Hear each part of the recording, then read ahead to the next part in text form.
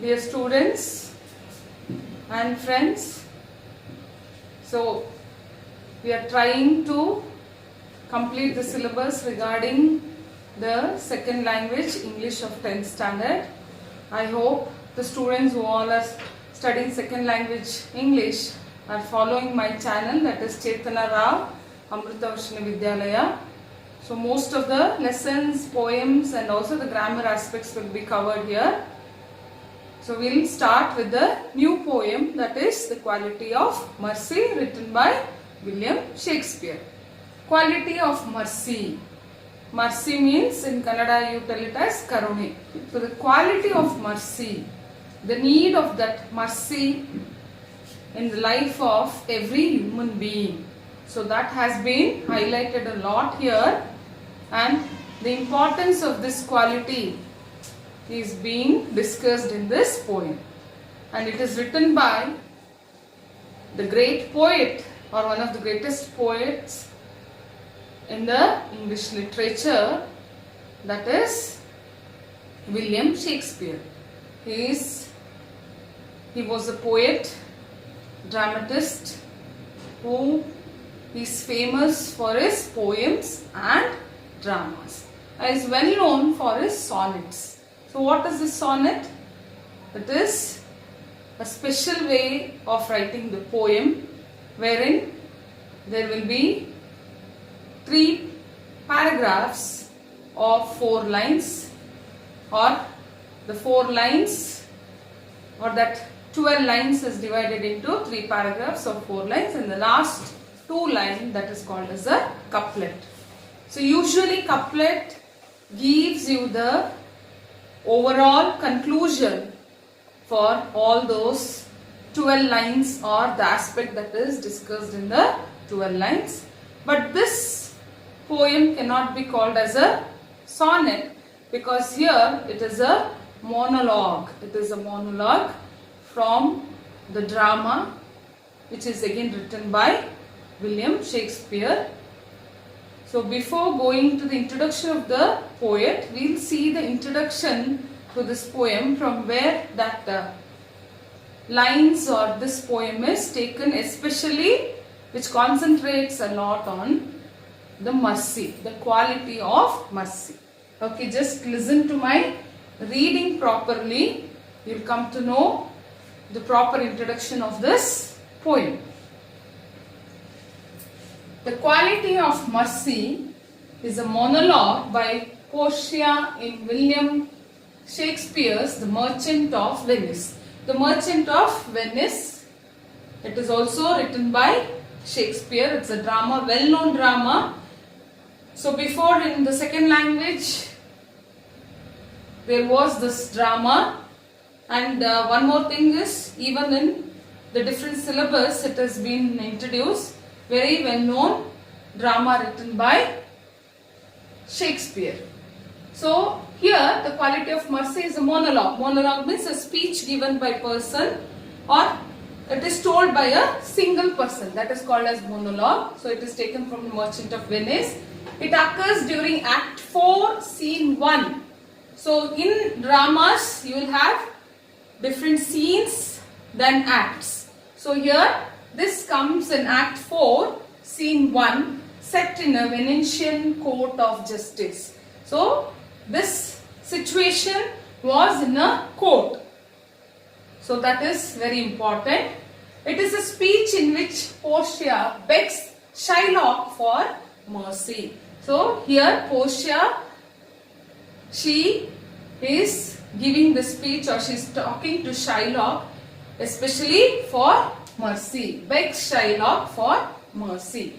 The speech is regarded as one of the great speeches in Shakespeare, and it is an example of the esteem Shakespeare held for those who showed mercy. So this speech is regarded as the great speeches in Shakespeare. Shakespeare means whatever works he has written, and one more thing is, it is an example of the esteem Shakespeare held for those who showed mercy. So this was the respect or the esteem that Shakespeare had towards the people who showed mercy.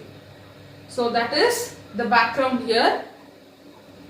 Here, Portia delivers her speech in the famous trial scene, disguised as a lawyer. So Portia is disguised as a lawyer in this situation or in this scene. So there she disguises, she's not actually a lawyer, she disguises as a lawyer and she comes there and she gives this speech in the famous trial of the scene. Portia pleads for mercy in favor of Antonio. So in favor of whom she is asking this mercy? In the favor of Antonio, one more famous character in this drama. Her speech is an often quoted passage. So this speech is often quoted, admired even today for its profound wisdom and persuasive power. So here this passage is very famous. It is repeated again and again, or it is quoted because it has got profound wisdom, a very higher level of thinking wisely and persuasive power, which can pursue somebody, wherein it is got the power of telling people the need of mercy. That is the importance of this poem, or the quality of mercy. Okay, now the passage extols the power of mercy, which is an attribute of God Himself. The passage gives you, or it exhibits the power of mercy. What is the power of mercy? When you show that mercy, ಕರುಣೆಯನ್ನು ತೋರಿಸಿದಾಗ ಅದರ ಒಂದು power ಹೇಗಿರುತ್ತೆ ಅಂತ ಹೇಳೋದನ್ನ ಈ passage ಅಲ್ಲಿ ನಾವು ಕಾಣಬಹುದು. That is the poem here, which is an attribute of God Himself.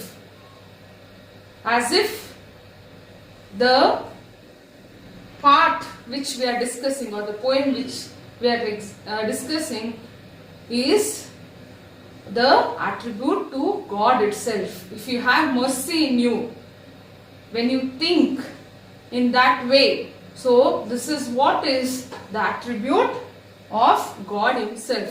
So we can feel that the people in whom mercy resides, means in whose feelings, thinking, heart, if there is mercy, then they can be compared to God Himself. So that is the theme, or that is the message we get from this poem.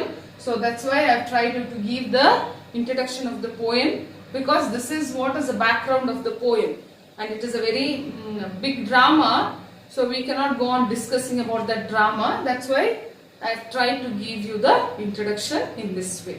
Okay, now we'll go and see, or we'll know few aspects related to the writer or the poet. Shakespeare was born on April 23rd, 1564 at Stratford-on-Avon. He was regarded as the foremost dramatist of his time. His sonnets were composed between 1593 and 1601. So he was regarded as the foremost dramatist, means almost a pioneer, or the first one of his time. He has written well-known dramas like Othello and Macbeth, King Lear. King Lear also, you have very beautiful story in that. So there are so many dramas that he has written. That's why he's called, or is considered, the foremost. His sonnets were composed between 1593 and 1601. The sonnets of Shakespeare, 154 in number. So he has written almost 154 in number. So as I told you, it will have 3 quatrains and a couplet that is now recognized as Shakespearean. So such sonnets are called as Shakespearean sonnets. The sonnets fall into 2 groups. So here they have tried to divide these sonnets into 2 groups. So some of the sonnets, like 1 to 26, it is believed that he has addressed it to his beloved friend. He had a very close friend, very beloved. So he has written those sonnets addressing the beloved friend, a handsome and noble young man.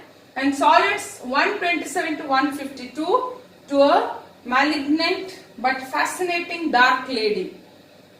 whom the poet loves in spite of himself. So here, this is what we get to know, that how his sonnets are related to his beloved friend and also the malignant but fascinating dark lady. It is referred as one more person to whom the sonnet is dedicated, that is the dark lady. So this is about the sonnets what he has written. Nearly all of Shakespeare's sonnets examine the inevitable decay of time and the immortalization of beauty and love in poetry. So what does he tell, or what are the concepts he has tried to highlight here is examine the inevitable decay of time. So he is trying to give us the picture, or he has examined the inevitable decay of time. Yes, you cannot control the time, and the immortalization of beauty and love in poetry. So immortalization. So you know that the beauty, it is not mortal, it is immortalized, it is not mortal. So he has tried to tell the immortalization of beauty and love in poetry. In his poems and plays, Shakespeare invented thousands of words. So he has given different words there. So in this poem also you can come to know, especially from the archaic language or the Old English. His impressive expansion of the English language, according to the Oxford English Dictionary, includes such words as birthplace, blood-sucking, courtship, dewdrop, downstairs, radiance, schoolboy, stillborn, watchdog, etc. So there are so many words, and you get to see some words here. Shakespeare wrote more than 30 plays. So he has written more than 30 plays. These are usually divided into 4 categories: histories, comedies, tragedies and romances. So whatever plays he has written, it has been characterized into 4 types: histories, comedy, tragedy and romances. His earliest plays were primarily comedies and histories such as Henry VI and the Comedy of Errors. But in 1596, Shakespeare wrote Romeo and Juliet, his second tragedy, and over the next dozen years, he would return to the form, writing the plays for which he is now best known: Julius Caesar, Hamlet, Othello, King Lear, Macbeth and Antony and Cleopatra. So these are all his famous plays. Especially if you are specializing in English, you will get to read or know more about all these dramas. In his final years, Shakespeare turned to the romance with Cymbeline, A Winter's Tale and The Tempest. So these are all about his writings. So just get to know, don't worry a lot about all these things. You have got introduced to the poet, but you should remember his name because very well known and renowned poet when it comes to English literature. Okay, now we'll start with the poem. Very short one with 14 lines. Easy to understand. Concentrate on my reading and I'll explain it line by line. The quality of mercy is not strained. It droppeth as the gentle rain from heaven upon the place beneath that is twice blessed. It blesseth him that gives and him that takes. Its mightiest in the mightiest it becomes. So here the quality of mercy is not strained. Means the quality of mercy is not forced, compelled. And one more thing I want to get it very clear, means being human beings, we have the thinking power. We are considered as an intelligent animal. So I think it should be within us. It cannot be compelled or it cannot be forced. So the quality of mercy, karune, it should be within us. ಅದು ನಮ್ಮಲ್ಲಿ ಇರಬೇಕಾಗುತ್ತೆ. You cannot compel. It droppeth as the gentle rain from heaven. So how should it be? It should drop. It droppeth. He has given the word here. It should drop. The drops. It droppeth as the gentle rain from the heaven. Means it is like the drops. It is like the drops as the gentle rain from the heaven. So it is called as the raindrops which falls from the heaven. It droppeth as the gentle rain from heaven upon the place beneath. So it falls like the rain from the heaven to the place that is below. Beneath is down. So mercy, it cannot be forced. It cannot be compelled. It should drop or it drops. If you have mercy in you, then surely it will drop like the rain from the heaven to the place that is below. It is twice blessed. It is twice blessed. So when it drops, it is twice blessed. Blessed means which is given as a blessing. So when you show the mercy, it is twice blessed. How is it? It blesseth him that gives and him that takes. So how does it bless us twice? It blesses the person who gives, means who shows mercy, and the person who takes it. See here, so beautifully written. It blesseth him that gives and him that takes. So to whom you bless, so to whom you show mercy, he is also blessed, and you who show that mercy, you are also blessed. So it blesseth him that gives and him that takes. So when you show that mercy, ಆ ಕರುಣೆಯನ್ನು ತೋರಿಸಿದಾಗ ಅದು ಇಬ್ಬರಿಗೂ ಕೂಡ ಆಶೀರ್ವಾದವನ್ನು ಕೊಟ್ಟಂಗಾಗುತ್ತೆ. That is ಯಾರು ಆ ಕರುಣೆನ ತೋರಿಸ್ತೀರಾ ಅವರಿಗೂ ಅದು ಒಂದು ಆಶೀರ್ವಾದ, ಅಥವಾ ಯಾರ ಕರುಣೆಯನ್ನ ಸ್ವೀಕರಿಸ್ತಾರೋ ಅವರಿಗೂ ಕೂಡ ಅದೊಂದು ಆಶೀರ್ವಾದ ಕೊಟ್ಟಾಗೆ. So it is blessed. It blesseth the both who gives and who takes. It's mightiest in the mightiest. So it is the mightiest one. It's a great thing. It's the mightiest one. In the mightiest it becomes. So it becomes very strong.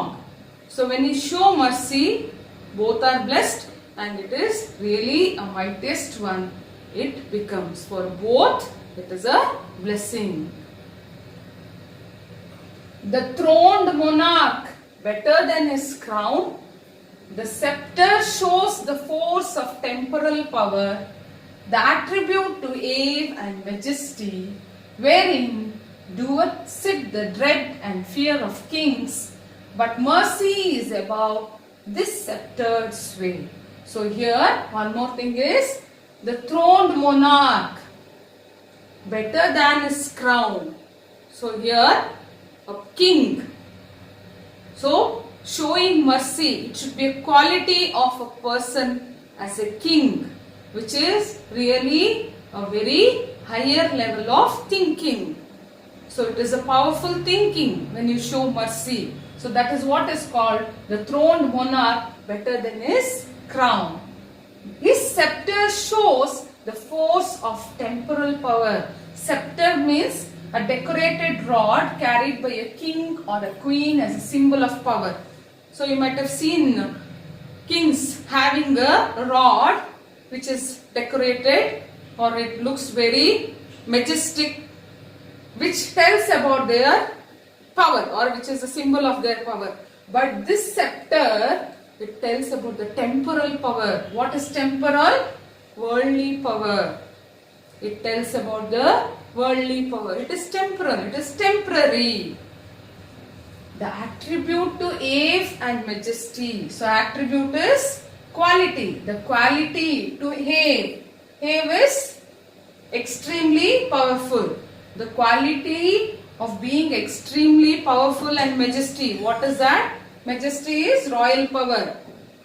So if you have that quality, which is extremely powerful and royal powerful, which is that he is telling, wherein doeth sit the dread and fear of kings.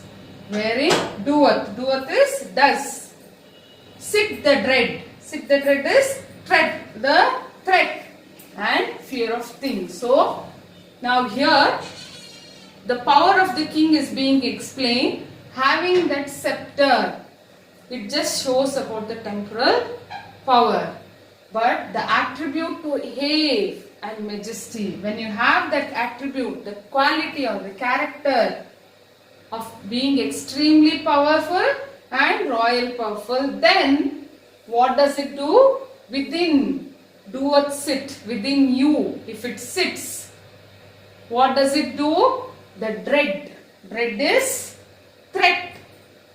So when all these things are there within you, it is a threat and it will fear the kings. Means all will show the fear of the kings. But mercy is above the sceptered sway. So by seeing the king having a crown, sitting on a throne, carrying that scepter, so it shows only that temporal power. And we feel that he is very powerful or he's got that royal power. This is nothing but it shows about the dread, the threat, and because of that we feel fear about the king. But here what is needed? The mercy is above the sceptered sway.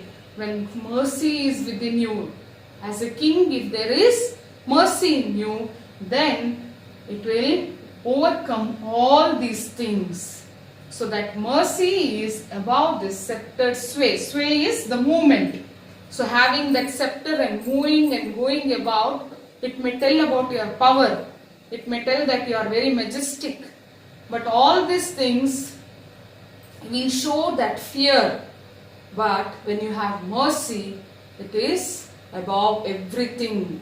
You will be considered as a king beyond everything that is only meant for showing your power. So that mercy is very much needed. Okay. It is enthroned in the heart of the king. So where is that mercy? Enthroned means seated. It is enthroned in the heart of the kings. It is an attribute to God himself. And earthly power doeth then show like his gods, when mercy seasons justice. So here the poet is telling, where is that mercy? It is enthroned. It is seated in the heart of the kings. It should be in your heart. It is an attribute. So this is what is the attribute to the God himself. When you show mercy, it is as if you are showing your attribute or your royal power or your power which is really needed, and this is how you can show your attribute towards the God himself.